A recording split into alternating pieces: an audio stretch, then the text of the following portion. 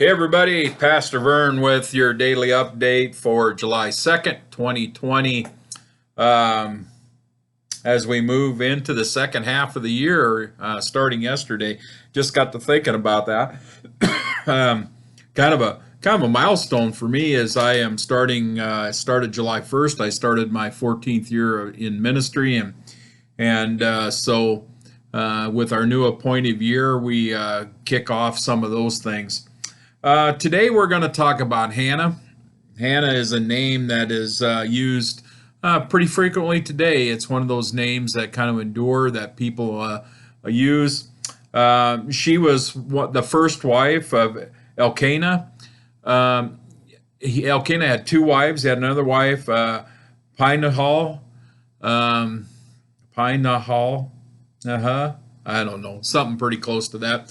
Well, anyway, Hannah was the first wife, and she struggled through a lot of her life because she desperately wanted to have a male child to give to her husband and to dedicate to service to the Lord, and it just wasn't happening. And the other woman that he married, you remember that wasn't uncommon to have multiple wives in that time.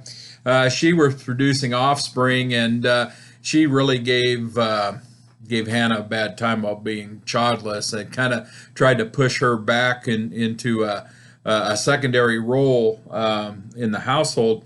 One of the things that's kind of interesting is that every year when her husband would do a special sacrifice, he would give uh, Panaha, Baha, I'm really struggling with that one, a portion of the sacrifice, but he would give Hannah a double portion, even though she didn't have a child or children to feed, because he just loved her that much. He was someone who he really valued and so on, but she really struggled with this scenario of not having a male heir child to pass on.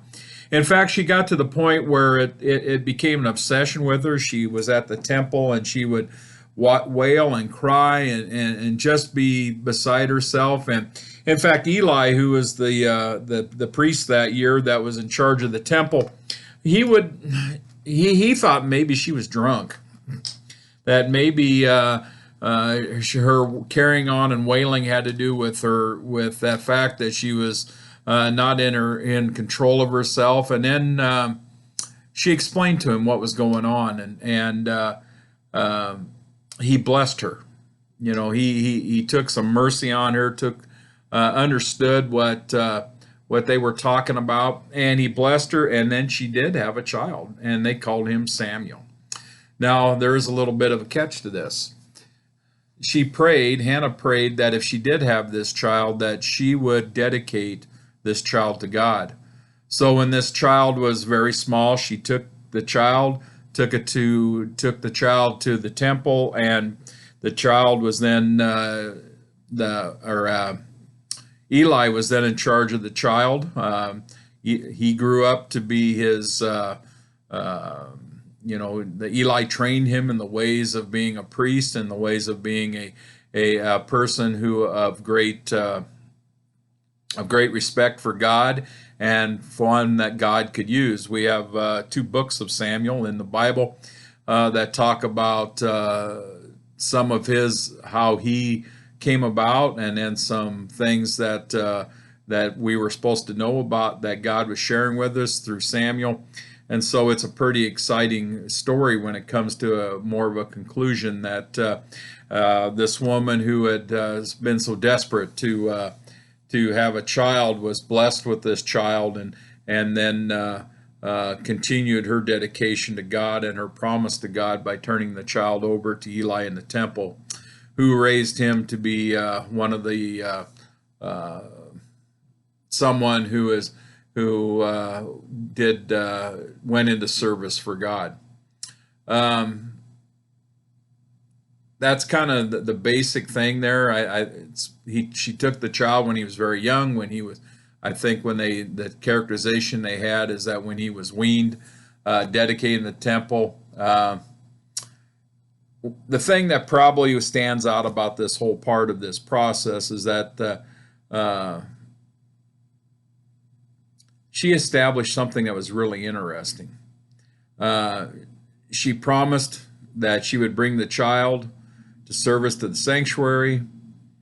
Uh, the child was already educated in the ways of the Lord. She had put that foundation into the child that he understood what it meant to serve God. And she's kind of set this really high standard that the quality of one's sacrifice reflects the quality of one's faith. Huh. That's something to really kind of deliberate on a little bit.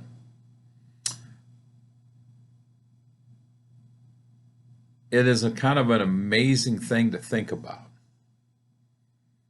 Quality of one's sacrifice, quality of one's faith. Think about that a little bit. That might be something good to ponder on in the next couple days, and as we head into a longer weekend with the 4th of July holiday. Take good care of yourselves. Watch out for others. Stay safe. See you tomorrow. Bye.